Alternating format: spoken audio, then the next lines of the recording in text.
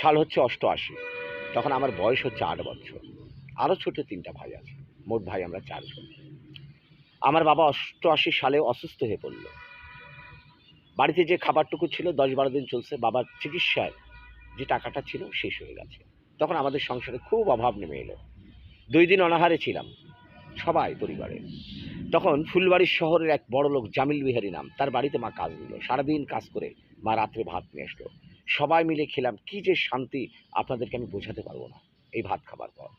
কিন্তু তারা যে ভাতটা দিত, আমরা ৩ বেলা খেয়েও ভাত বেঁচে যেত। তাদের প্রতি আমার শুকরিয়া, আল্লাহর প্রতি শুকরিয়া।